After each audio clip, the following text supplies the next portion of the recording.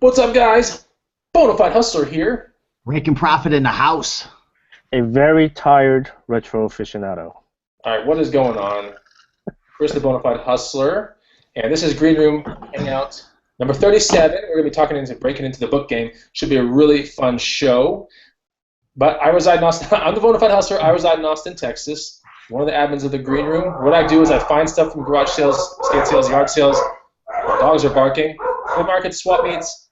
Put it on places like eBay, Amazon, Craigslist, my antique booth, and consignment stores in town. That's who I am. I'll toss it over to Reagan. Mute that. I'm just kidding.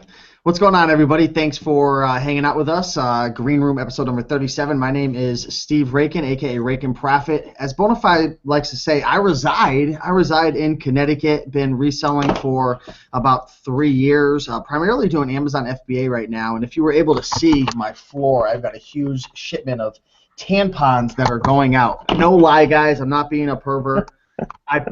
We'll talk about that later on if you guys like. But, yeah, having a ton of fun shipping out stuff to Amazon FBA. And we're going to be talking books today, and that's even more awesome. So with that being said, let me pass it over to Sleepy Young. Yes, sir. Yeah, hey, my name is Young. Let me get this right this time. I live in Santa Clara, California now. Yeah, I've been in the reselling game for some time now. I do Amazon, eBay, Craigslist, antique booth, and just recently got into merch, and I'm enjoying every minute of it. So, yeah, that's who I am. All right, so you heard it from the other two admins. We have one more admin that's not here. He's actually on a bike tour, not across America, but he is somewhere in America right now. So anyway, if you see a guy that looks like a college picker on a bike, it might just be a college picker on a bike.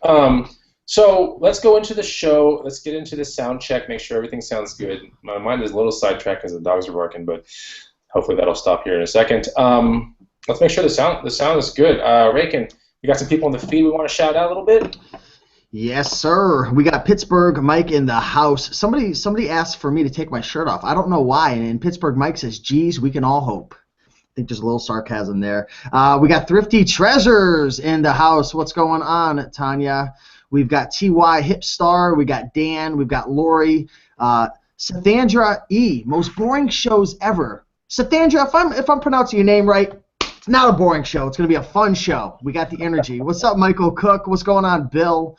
Cosmic Thrifter, I think I already mentioned you. We got a lot of Green Room folks in the house, and actually a lot of names of people that I've actually met in real life. Have you guys noticed that now, that when you're looking at the feed, you're actually starting to see people that we've actually met, which is really cool, because I remember a couple of years ago, you'd see a name and you're like, who is that? And now it's almost like our friends and family now that we're seeing in there. Yeah, I feel exactly the same way. I should be in Florida relatively soon. Going to be doing probably a micro meetup there. But yeah, I met up some Green Room members in Houston. Was the latest one. I want to say that was in March, and then before that, we did a little micro hangout. I think in February or December. It was. There seems to be meetups everywhere, and on top of that, inside the room, people are doing their own meetups without admins. Right? They're just meeting. Oh yeah. That's kind of crazy, but anyway. So yeah, it looks like we sound pretty good. Enzo Picker says Rakin looks like he's 13. All right, cool. So you got some Benjamin Button stuff going on, Rakin. You're actually reverse aging now. That's good. Okay, so let's get into this, breaking into the book game. I think this is a really fascinating topic. And I was thinking about it the other day. Why are books so fascinating? Because typically the entry price into the book game is so small. Is that a fair statement, Young? Yeah, absolutely. Yeah, because you barely have to look out there, right? Garage sales, thrift stores on certain discount days, and they're just books cheap everywhere you go. Rakin, can you elaborate? I mean, you do a lot of books, but yeah. I mean, have you come across a $10 book? I mean, are you asking like a book that was like for sale for $10? Yeah, like $10. I mean, is that? Yeah, I mean, every now and then, some of these thrift stores are getting a little crazy in their glass cases. You know what I'm talking about. You'll see it. Most of the time, the funny thing is the $10 book is worth it's like a penny book on Amazon, so it's kind of like they just like randomly pick it. But you're right, man. Books are all over the place. Just like clothing, and that's what attracted me to clothing when I first started on eBay. It's the same with books, man. They're all over the place. It's a great opportunity. Yeah, what I see on books is that no one's caught on to it, though. Like at the clothing game, people are catching on to the Tom Bahama, the Rain Spooners, all that kind of stuff, the Robert Grahams, and they're catching on to this kind of premium clothing stuff, and then they're associating prices to the premium stuff that I can see in this town, at least. But then when it comes to the books are always like every thrift store I go to, $4 and less. At least, I mean, every single thrift store. Yeah, a lot of the thrift store managers and at the mom and pop shops, the people running them, they have so many books coming in. They're overloaded. Like there's so many books, and I don't know what it is, but like for example, even at a garage sale, like people don't put much value on books. It's crazy, right? Books are information, knowledge. Like that's like the biggest leaders and the people who have done the most amazing things in this world. They're huge readers, and it's all about knowledge. And I mean, for some reason, it doesn't carry a lot of weight. I don't know why. Well, that's good. We should never have to figure out why. I think I know, in a garage sale sense, why it doesn't carry any weight. That's because, technology is so advanced now to where there are Kindles, there are Nooks, there's all kinds of, Fire HD readers. You can read stuff and consume content now on your phone. 70% of all traffic now seems to be going through small devices. So, quite honestly, a book is kind of a pain in the butt to take on vacation, to just take places. It's big, right? Yeah. And it's one of those things. I like reading books, but at the same time, it's a bit of a dying breed. So when you go to garage sales, it's not uncommon to see books kind of in a low price tier, much like the CDs and DVDs, right? Because CDs and DVDs are out of the, there's iTunes now. There's all this stuff that replaces CDs. When you look at DVDs, there's Netflix, there's Hulu, there's all this stuff. Like, why do you even need DVD collections anymore? So you find DVDs like dirt cheap at garage sales. The same goes with books. And I know Rakin and I know Young, like you guys are garage sales here in my town. I mean, you never pass up the book section. You just never know what you can find. And typically, if you take a little bit of time just to look, you spread it upon 4 sales, I guarantee you're going to get 1 or 2 good poppers out of 4 sales with a pile of books. Yeah, and one thing I want to say too is I'm kind of jumping ahead of myself, but the more you do books, the more you'll kind of just get a feel for what books are worth money. Now, you can't judge every book by its cover, right? No pun intended, but you can't judge every book by its cover and say to yourself, that's a good-looking book, that's going to be worth money, or that's a bad-looking book. But it's almost like an intuition. Like you see a specific type of book, like the textbooks, like the really weird stuff, like just like stuff about the universe and all these crazy things. Like you'll get a feel for what sells best. The point I'm trying to make is, you go to a garage sale, you might see a bunch of like crappy fiction books. You avoid them, right, Young? Like you could walk into a thrift store or a garage sale and you kind of just get a feeling for like. It's not 100% like a science, but you just get a feeling for like a book in its value, right? Yeah, I mean, there's certain books that you definitely want to stay away from, and you'll learn that as like Steve said, as you start scanning books, after a couple of months, you'll get a hang of what sells and what doesn't. A lot of people say nonfiction sells, and they do, but from my experience, autobiographies usually they're not worth that much. Even though they're nonfictions. I mean, the best way to learn is just get out there and just start scanning. Yeah. So let's get into the program here. We've covered why source books. Is it lucrative? Is the competition? Let's talk about the competition real quick. Is the competition that you guys have seen, is it low or is it kind of high when it comes to books? If you were to talk about electronics or bikes, like in this town, electronics and bikes, competition's high, right? But what about with books? Do you want to go first, Sean? Oh, you mean the competition here locally? Yeah, for books. Oh man, it's bad. It's bad here. Whenever they have book sales here, man, there's usually a line going out the door. It's really bad here. Yeah, I'm seeing more and more people with scanners. Yeah. But most of the people I see scanning are using their phones and stuff. And I was actually using my phone for the longest time. And Young, you use your phone to scan stuff, right? Yeah. Chris, you use your phone to scan stuff? Yep. You guys, I just got a scan fob, and the real booksellers, because I've been getting into books hard over about the last month and learning a ton. The real players in the game, like the real competition you have to worry about, are the guys who know what they're doing, and also have like a scan fob, which is like the little barcode scanner. Because man, let's just say I could scan 100 books an hour with this. I'm just throwing out a random number. I don't know how many books I could scan an hour, but with this, you got to focus in. It takes forever. With the scan fob that I got, I mean, I'm smoking through 3, 4, 5, probably 6 times more books. And those are the people that you have to worry about. The people who not only know, the Amazon system, the ranks, they understand their business model, but they've got the tools and equipment and software to be able to handle it all. But most of the competition I see, they're just scanning with phones and stuff, and they're only picking a few items. I don't really see, maybe 1 out of every 20 of the competition I see locally, does it seem like they really, really know what they're doing. So Okay, this fob that you're talking about, let's jump ahead a tiny bit here. This fob that you're talking about, is it grounded to the Amazon Seller app, or is it a downloaded thing that you have to do every morning so it has readily available information? Well, you're getting confused. Like the Amazon Seller app, that's just the software. That's just an app that allows you to be able to scan something. The Right. scan fob is an external tool. Okay, I okay. actually got it over there. Hold on one second. I'll show it to you guys. You keep talking. Let's not talk at all while he's gone. I'm just kidding. No, I was just chatting in there. All right, show us. So this is it. It's an external tool. This is just a little thing that allows it to stretch out, but it's just this little tiny black thing right here. You see it? Huh? And I just turned it on. It's a barcode scanner. So with this, with your phone, typically what you're doing when you're scanning with like the Amazon Seller app is you're pulling up your app, and it's like you're scanning the barcode with your camera. So I don't know what the technology is with your camera, but it's like almost like focusing in and like taking a picture of it, right?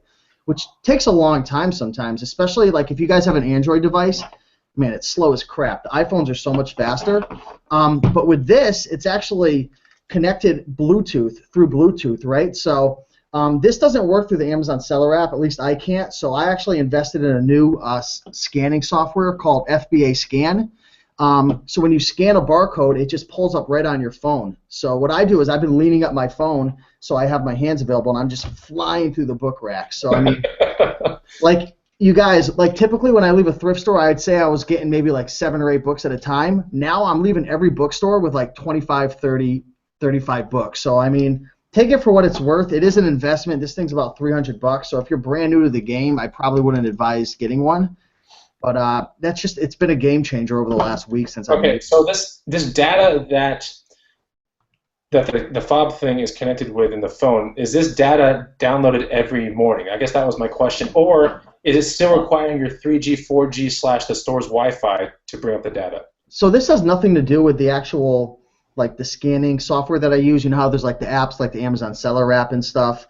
This has nothing to do with that. But the new app that I'm using, it's called FBA Scan, and the reason why I got FBA Scan, so think of it this way, guys, if you're getting confused, FBA Scan is replacing the Amazon Seller app for me.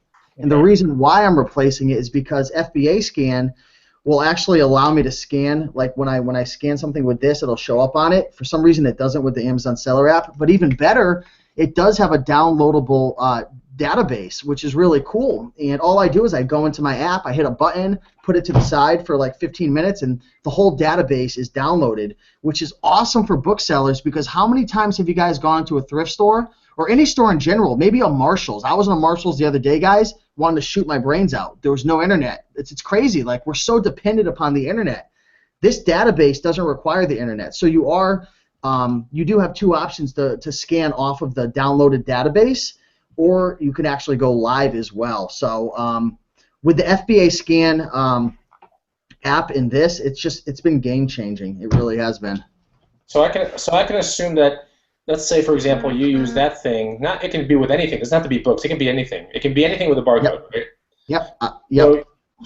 So you download this content, which is, I don't know, it could be gigs in your phone. This is a very small file, right? Or is it a big file? I'm not 100% sure, but you could go live. You don't need to download anything. Okay, so if you go live, you probably want to do that in the 4th quarter, right? Like, because prices can change on a whim so fast on the 4th quarter, right? Yeah, that would probably be some good advice. And then just use the data just like as a backup, because some Walmarts don't have any internet service at all. So. Okay. Okay, cool. So that's some really, really good stuff. I'm glad we have jumped to the halfway mark immediately. No, that's not a good idea. But we're going to go through this thing the right way, Rakin. And we'll get to your tool again here in 1 second. Somebody says, Rakin, if you sell a product, you can use scanners with Amazon Seller app. All right, thank you, Evolos Customs. I couldn't figure out how to use it, so thank you. Cool. So maybe you can work with the Amazon Seller app. Rakin will give us some feedback on that. Okay, so where do you find books? Let's talk about. I'll mention the first place that comes to my mind. If you want low cost, low entry, or low-cost entry for books, you're going to be, I think Garage Sale is, or you can even search books in the free section of Craigslist, right? So that's the 2 places I want to mention real quick. Rakin, what's another place you can find books at. What was the one that you just mentioned? I'm sorry. Free section of Craigslist, and you can also find them dirt cheap at garage sales, yard sales, and all that kind of stuff. Yeah. I'm not going to state an obvious one because we all know thrift stores, but what was I just? Oh yeah, book sales. I just went to one of my first book sales of the year. Actually, my first book sale of the year, and it was a library sale. And there's a website called booksalefinder.com. Mm-hmm. So that's booksalefinder.com, and what you do is you type in your state, and then you just search, and it shows a lot of the big book sales that are going on. And there's going to be a lot of competition there. If it's a bigger book sale, I'd say probably over 10,000 books, 10 to 20,000 books. I'm thinking that's bigger. I'm not sure. Maybe I'm wrong.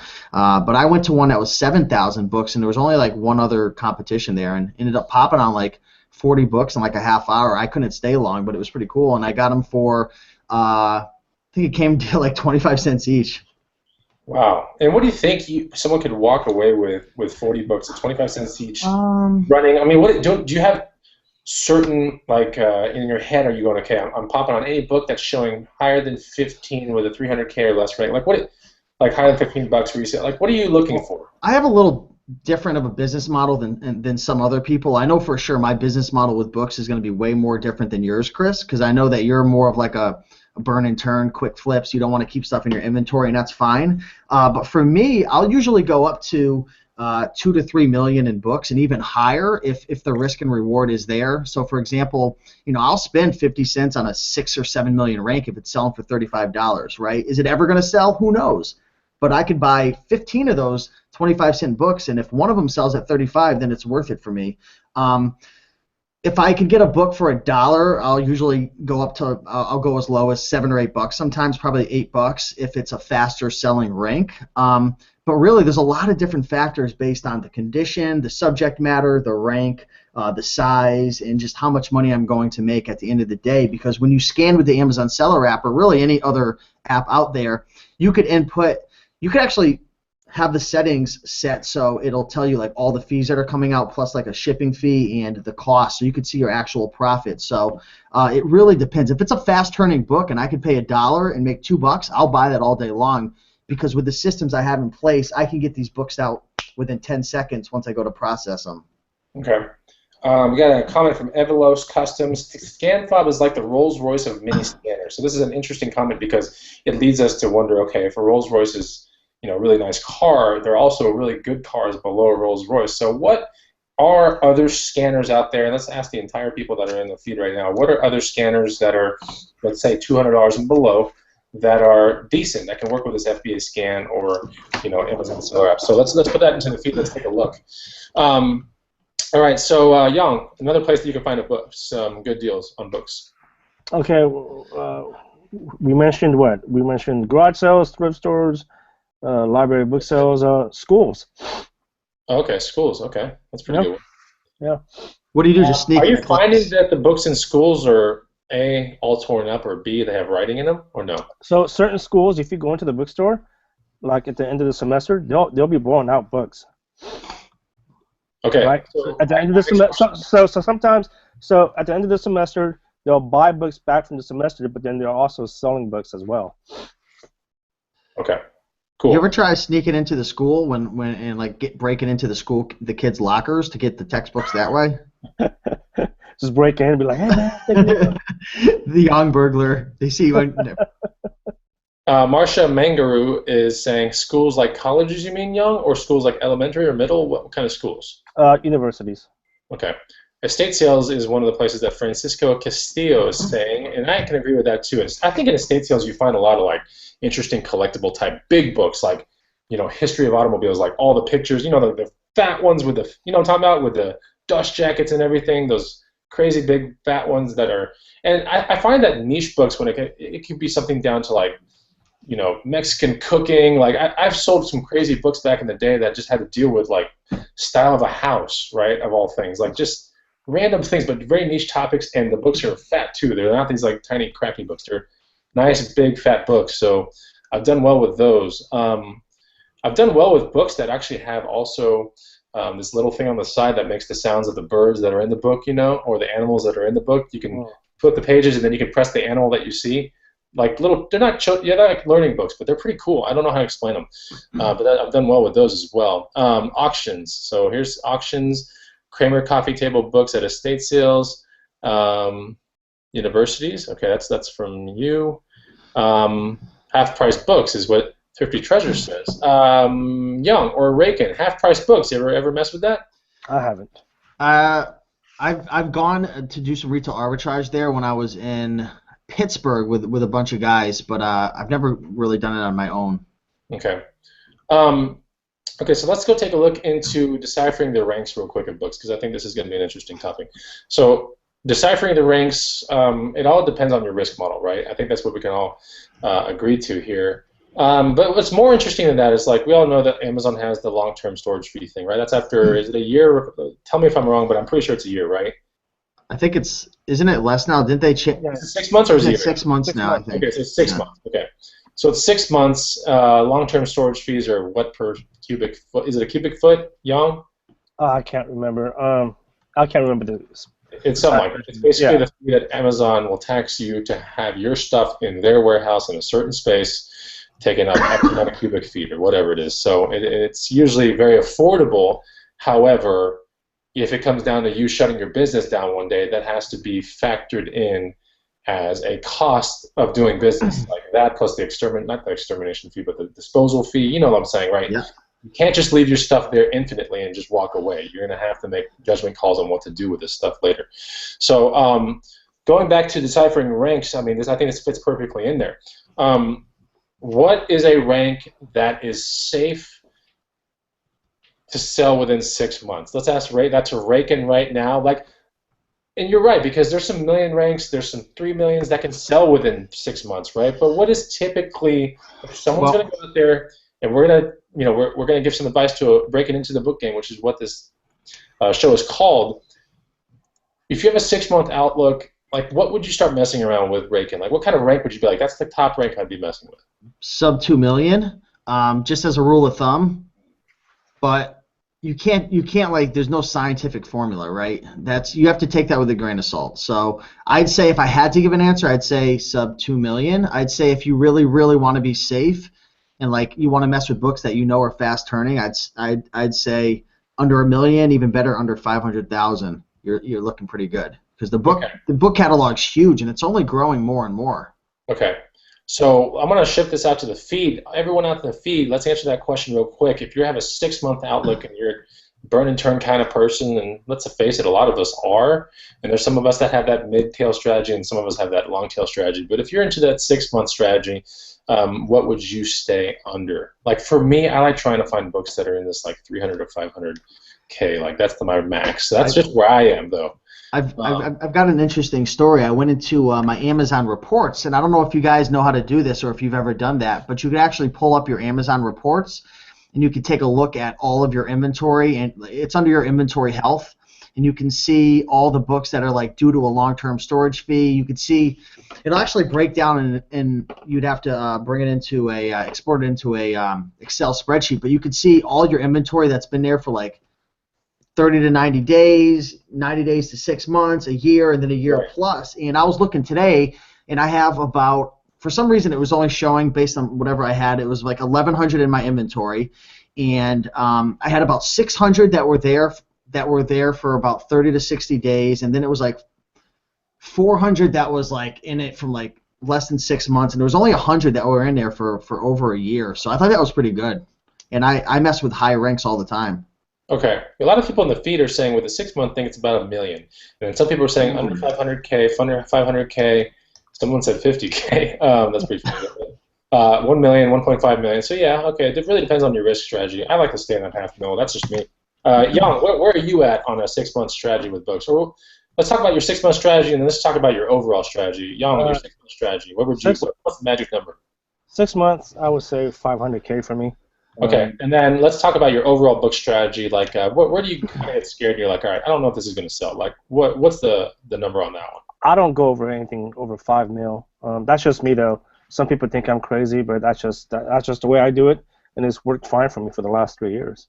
Okay, cool. And I know I can attest for you in the green room because I've seen your book flips and your book. pretty outrageous. So. I'd say if you're gonna mess with anything that's like above 3, 4, 5 mil, you want to make sure the profit margins are there. Like I was saying before, that risk reward, right? Like I'm not going to put up $3 to make $5 profit with a 3 million rank. Like I'm not going to do it, but I'll do that all day long with something under 100,000. So that's one factor to consider. Also, another factor is, how many sellers are there, right? Where are the merchants and where are the FBA sellers? Maybe there's no FBA sellers, so maybe the rank is super high because I think there's a statistic out there, half of the prime buyers will only buy from people who are prime sellers. So a rank may just be an illusion. What do I mean by that? It may be super high because the prime buyers want to buy, but they don't want to buy from the merchants.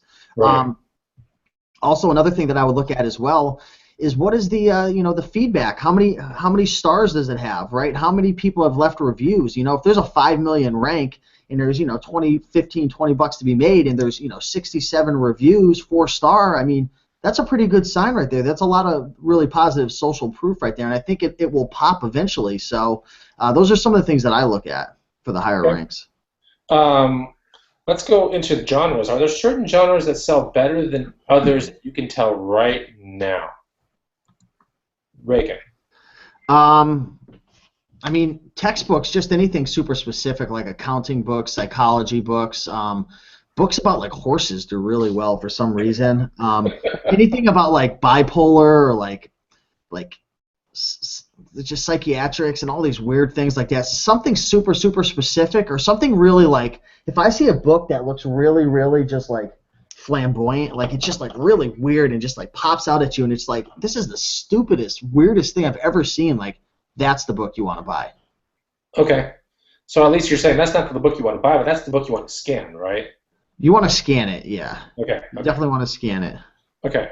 And then Young, subject matter. What can you, when it comes to genres, I mean, do you have something that you're leaning towards? You're like, oh yeah, okay.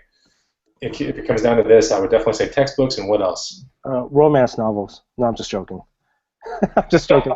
Romance novels they don't sell, but no, I mean just pretty much like it's like I was saying earlier. I mean anything pretty much nonfiction.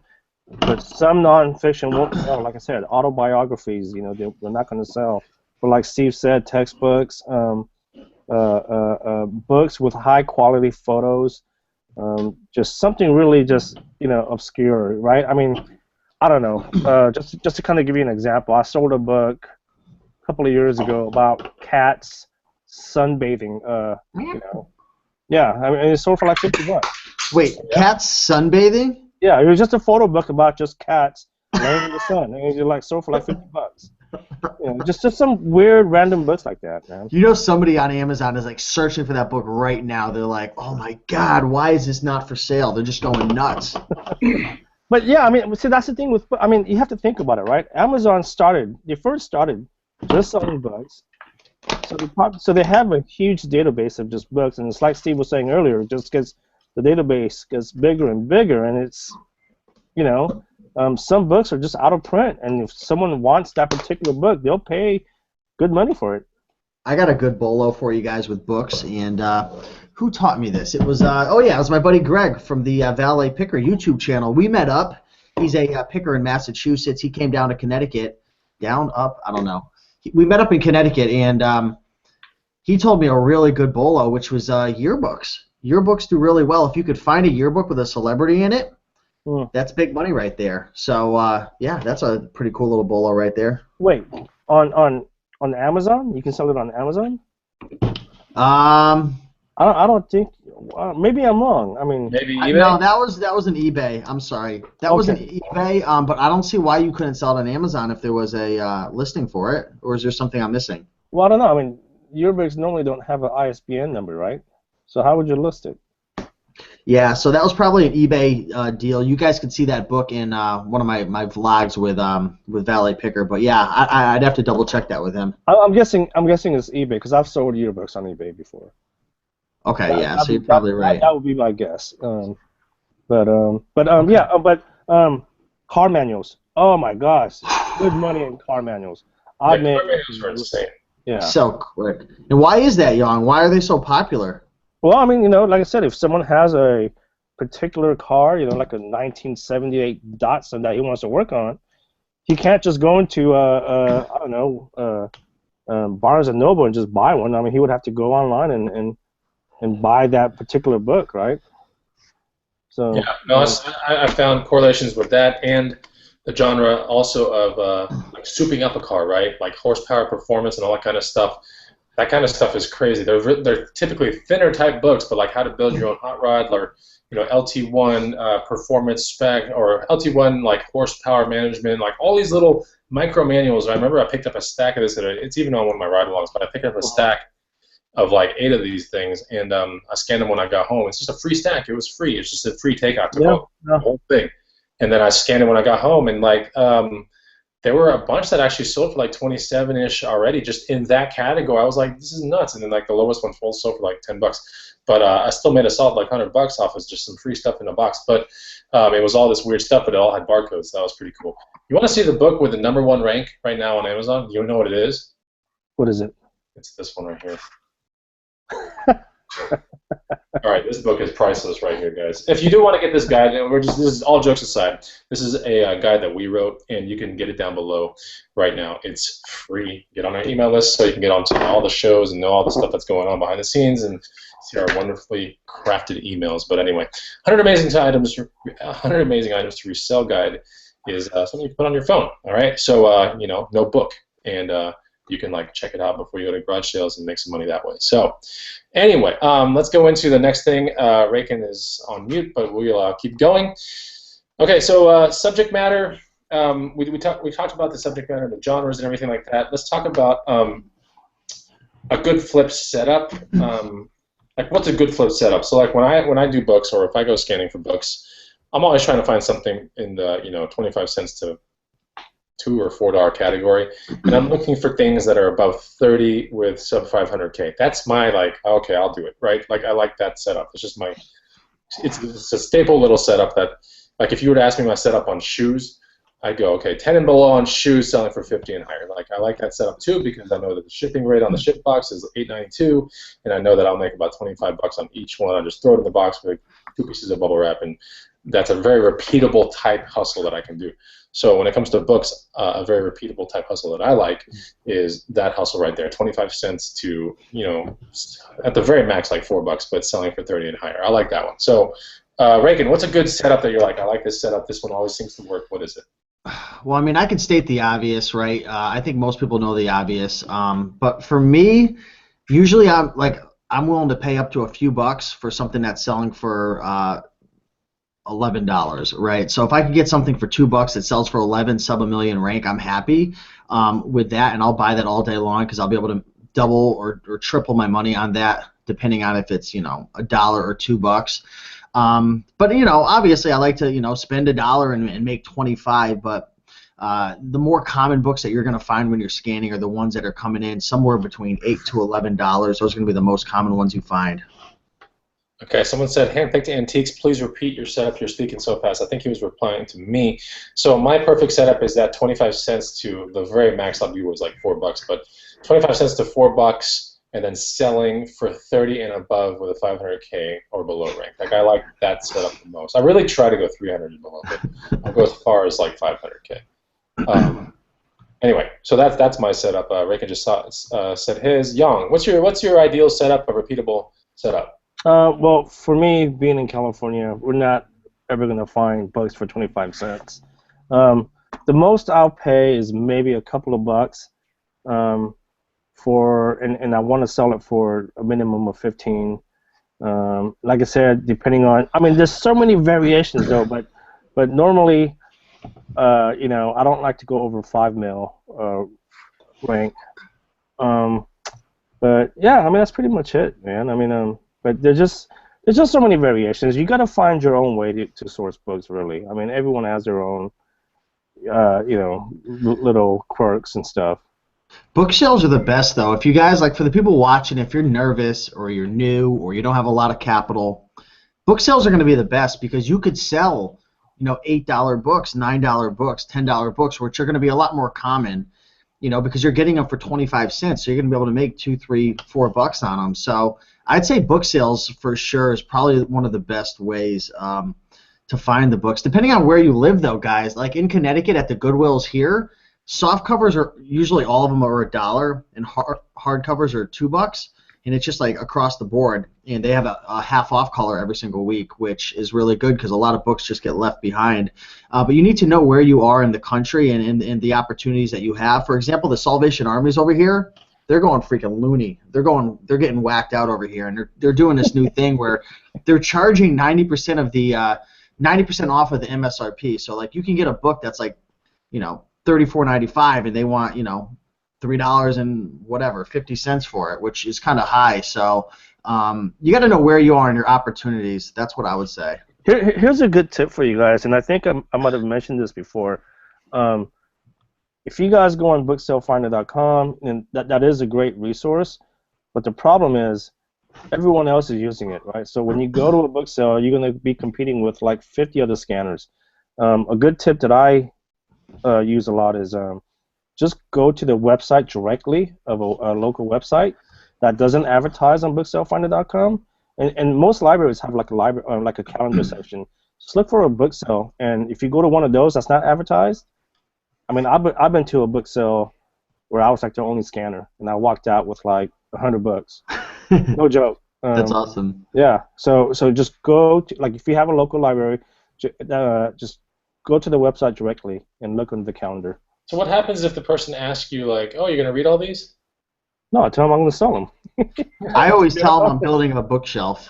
No, it's funny. My mom is so funny because she's big into books, and one day she comes up to me and she goes, "Steven," that's actually how she doesn't talk like that. She goes, "Steven, there was a guy at Goodwill and he had like 100 books in his cart, and the Goodwill worker asked him, 'What are you doing with those books?' And he says, 'I'm building a bookshelf.' And then I seen him the next day scanning with Amazon Seller app." So that's the line. If anyone ever asks you, you're building a bookshelf. Oh my God. Also, a lot of book sales, a lot of library book sales. If you pay like $5 or $10 and join the Friends of the Library thing, you go early, right? I would do it. I would pay that extra $10 and I would just go and scan. Early, because if you're a member of the Friends of the Library, they'll let you in like a day early, sometimes a couple of hours early. Just go ahead and pay the $10, man. It's well worth it. Okay. All right, so we're going to get into like basic to advanced scanning equipment here in a second. Raykin, take it away for a second. Let them know how they can get this amazing book right here and details below on how to get on our list. Yeah, so we have a book that we originally were charging $40 for, and it was the book that Chris just showed you guys. It's called 100 Amazing Items to Resell. It's a downloadable book, so you can get that link in the description below. Just put in your name and email, download that, and we'll share with you guys, our best 100 items, some of our best 100 items that we buy and sell, and also we'll update you when we come out with new videos. So be sure to check that out. All right, how much is this book, Raykin? It's free. It's 100% free. So if you put in your email below, we'll send it over to you, and give you a bunch of goodies on top of that. So. Cool. We're not going to be spamming you guys, so don't worry about that. You'll get a few emails per week, and 95% of them are just very educational and straightforward. So, what are the other 5%, Raykin? Join the green. Oh, had to. So fun. All right, we got a guest in the room, Pinching Pesos. What is up, Deborah? Good to see you. Check out Deborah's channel. Always good content going on to there at Pinching Pesos. Everyone's saying hi to her, so that's cool. Let's talk about basic to advanced scanning. Okay, so the very basic level, if you don't want to get the scan file with any of this software, this crap, you're going to have to at least get the free thing, which is what, Rick? The Amazon Seller app, right? Yep, the Amazon Seller app is 100% free. I always wondered if you needed a $40 a month seller membership, but I don't think you do. No. I don't think you do. Because your brother, right? Yeah. Let's go into Young with that one right now. So you can get the Amazon Seller app for free as long as you have an Amazon. You just download it for free. It's just sitting there. Yeah. And then you pair it up with any Amazon Seller account. Now let's talk about the two options on the Seller account, Young, that you know of right now. The two options on the Seller account, well, there's a paid version and then there's a free version, right? No, yep. on the Seller account, like when you sign up for Amazon with a paid like I'm going to sell stuff on Amazon, they go, do you want to do $1 or do you want to go $40? Remember that? Yeah, that's what I was saying. There's a paid version where you pay $40 a month. Yeah. There's a free the free account. Which is pay $1 per after Yeah, you. so they basically take $1 out of everything that you sell plus additional fees. But if you pay the $40 a month, they don't take that dollar. It's just regardless of how many items you sell, it's just $40 a month. Yeah. So even if I sell 2,000 products in 1 month, I just pay $40 instead of them taking $1 out of every product.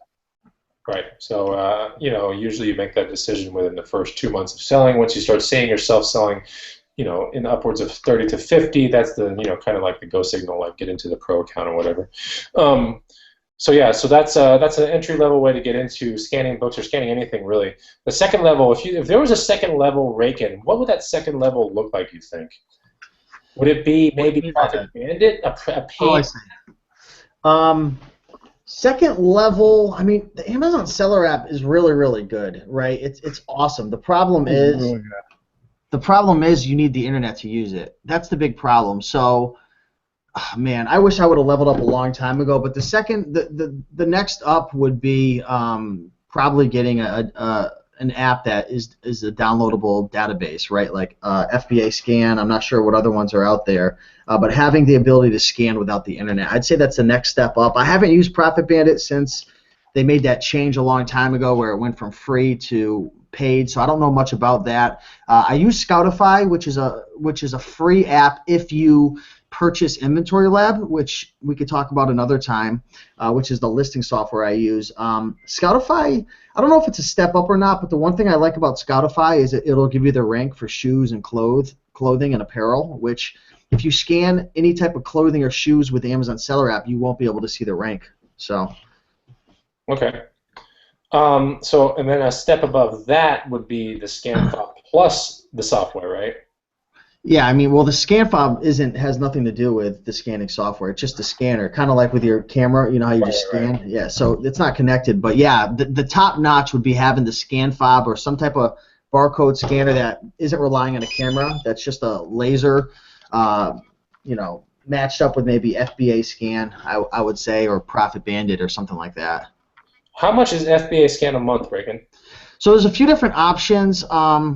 There's like 3 or 4 different tiers. For the one that I got, the Pro account, which has all the bells and whistles, which is pretty much you could have as many unlimited searches as you want live, and you could have the full downloadable database. It's $40 a month. So for some of you guys, you're probably going, oh, $40 a month, like that's a lot. But if you're brand new, it's probably not a good idea. Maybe you could just go with like the $10 a month option. I'm not sure what it is, but it's $40 a month for all the bells and whistles with FBA Scan. When you say bells and whistles, like what does it come with? Well, I don't know why I keep saying that term, bells and whistles. I don't know why, but I guess the bell and the whistle is the unlimited live searches and the downloadable database. Because if you get the $9.99 per month one, you're not going to get the downloadable database, and I feel like that's where the money's in. I think the cheapest rate you can get is $30 a month with the downloadable database for FBA Scan. So. Okay. Well, maybe we'll make that one day. Green room database for FBA. Just kidding. So we're not going to do that. But that's the highest grade stuff you could do. We already talked about competition. We talked about ranks, long-tailed versus quick flips. Do you see the correlation with fast sellers? Do you see any genre being like faster than another when it comes to fast sellers? If you're like, that's a safer fast seller to mention, how would you answer that one, Reagan? Just scan. Who cares? Like, why even answer that question? Because you have a scanner. Just scan the book. Stop. It's good to kind of have that gut feeling, and I was talking earlier about intuition and being able to pick things now and then, like at a garage sale. Because sometimes at a garage sale, you guys ever have a situation where it's so bright out you can't scan any barcodes because you can't even see? So in that situation, I guess, that question you asked Bonafide is good. I'd say textbooks, anything super specific, anything weird and unique. But, don't rely on your intuition, guys. I mean, if you've got a scanner, just scan it. I did an interview with Greg Murphy the other day on my channel. I think he's on pace to do like $1.8 million this year with books. Straight from his mouth, he goes, I don't know what sells. I just scan it. So. Okay. Let's talk about like when you finally find a book and you're like, all right, I'm gonna, this goes within my guidelines. You throw it in the cart more than likely. Do you ever like do a quality check before you buy these books? Are you looking for like tears, the writing in them? Do you do a really quick scan, or do you just pop? What do you do? What do you do, Young? I do a quick check. I open up the front cover, the back cover, and then I check the spine. Okay, Reagan. Yeah, I do a quick thumb through. If it's a textbook, I always look to see if it comes with a CD to see if it's in the back because I just don't want to sell a.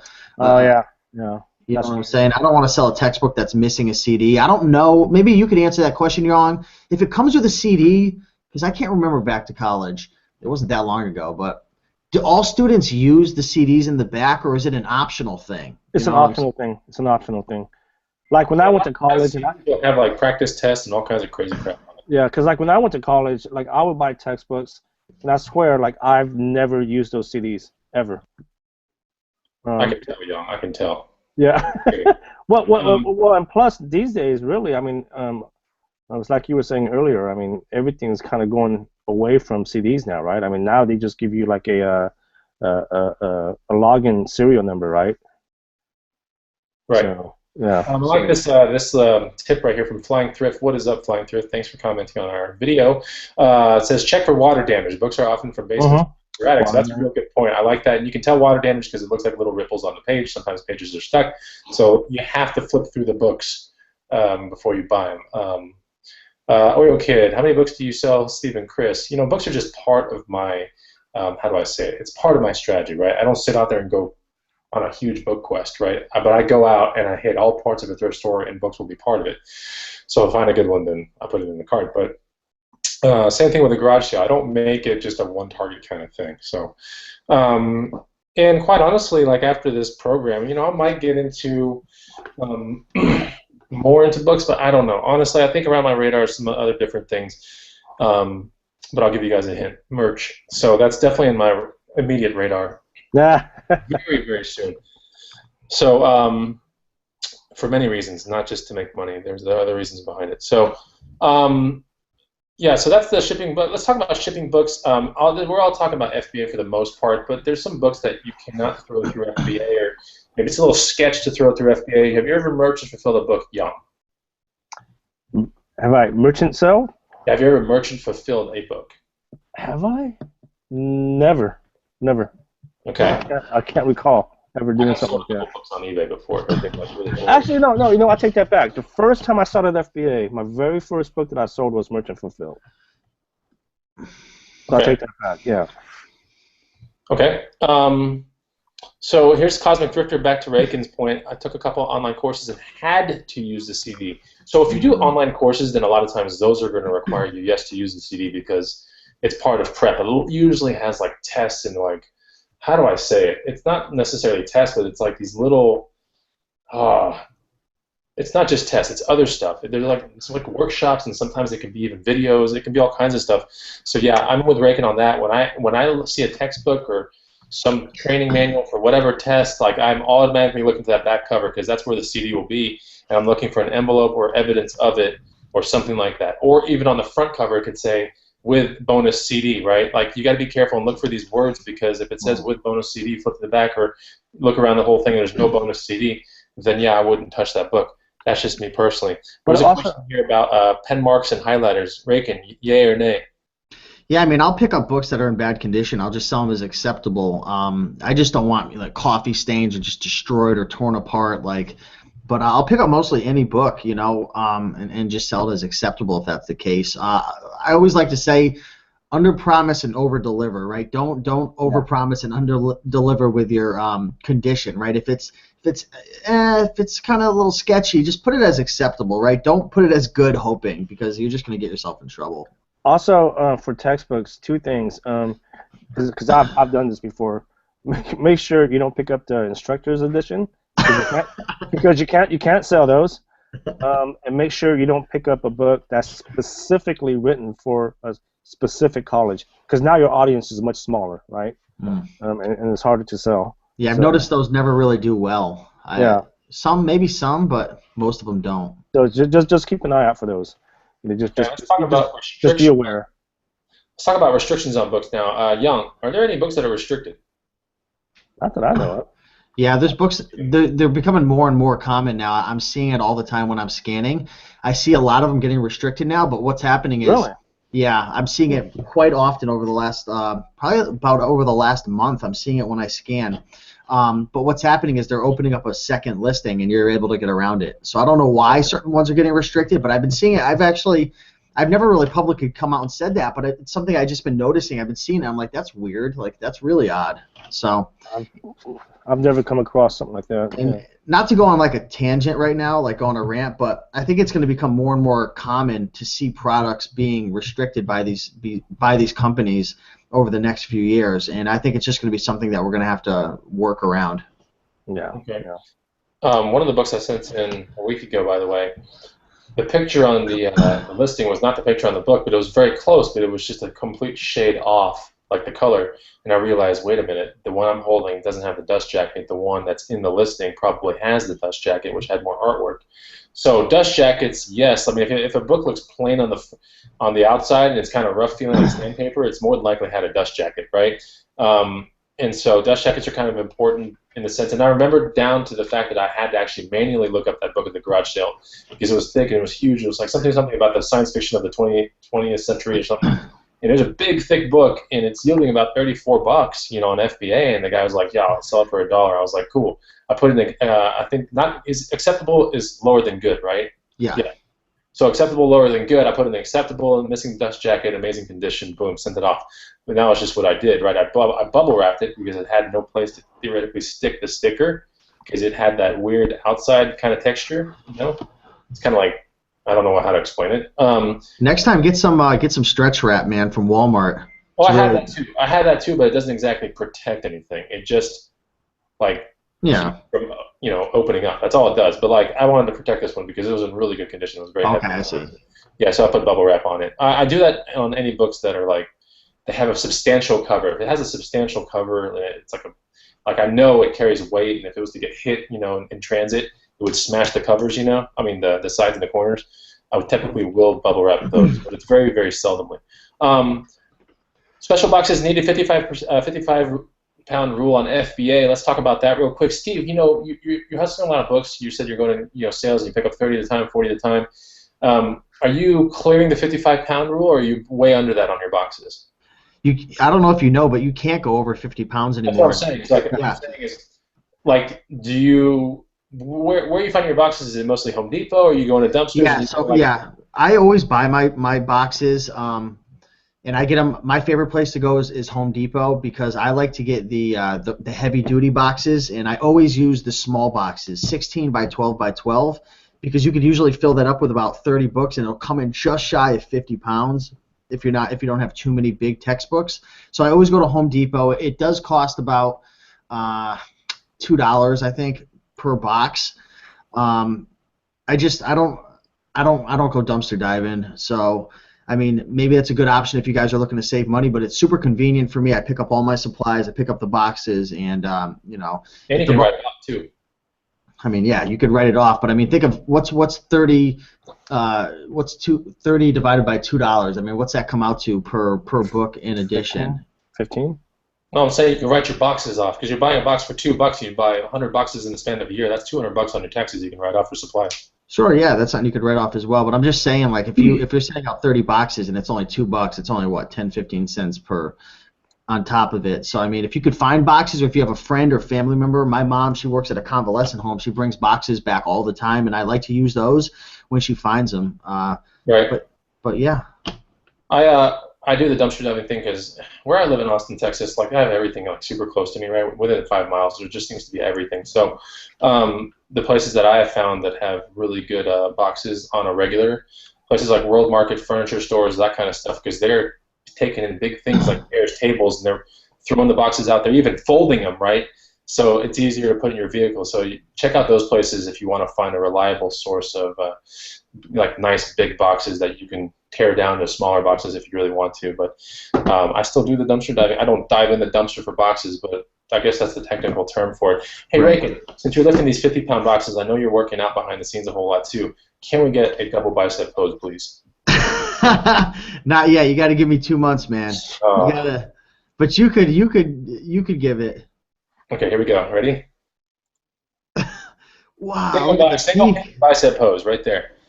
Actually, that was not even pinky. That was just index. So maybe one day. Now the other channel I'm putting up. I'm putting up stuff in the channel Monday, Wednesday, Fridays now into the Boddamn channel. So I've if been you're I've been watching seeing this, I've been seeing a lot of your Boddamn videos come out, man, and I gotta finish watching your video because that's gonna be my next workout. Is my arm workout, the back and buys. If you guys don't know, Bonafide's kind of training me behind the scenes right now because I'm going through a 60-day transformation, and he's been helping me out behind the scenes. But yeah, check his channel out, Boddamn on YouTube. How do you spell that? B-O-D? yeah, it's just a play on words. Like if you were to say it's a bad word. I don't like to say it, but like it's just a play on words. But it's Boddamn on YouTube. Rakin, and by the way, that arm video is a good beginners type arm workout. But Rakin and I'm gonna get you on a supercharged routine. So behind the scenes, I'm gonna give you a much different one. But yeah, there's an arm routine that went up today at 8 in the morning. So all right, let's talk about something else. Returns. Young, you ever get a book returned? Yep. So do I. Every now and You then. ever get books returned? It's funny. I've sold thousands of books. I've never had one return. Liar. I wanted to see how gullible. I wanted you guys to play it off and see what the people in the comments were going to say. Absolutely not. I was like, you're lying. No way. Actually, my most recent return of a book that I can remember was a Jersey Boys book that I found like 3 times over in like a span of a month, like a year ago. One of them came back and it went back into like resellable condition. Boom, it went off again. But I was like, why the hell would anyone return that? And that wasn't making any sense. But I think I might have had only 1 or 2. Like I don't have, for the books, it's not a whole lot, right, y'all? It's not a whole lot of returns. It's not a whole lot, but one return that I always remember is the guy returned a book, and he said it was defective. I don't know what that means. It doesn't work. It doesn't turn on. Oh my gosh, that's super funny. Okay. Yeah, that is weird. Reagan, you've had how many? Like out of 1,000, what do you think? Like 3 maybe? Not even? My return rate for books is probably going to be under 1%. So right. For every 100 books, Yeah, it's real low. So books are a fair thing to jump into. We're at 8:58 p.m. You know what, guys? I got to tell you something. I'm really proud about this show for 2 reasons. The first reason is we actually made it through the whole outline and the whole question.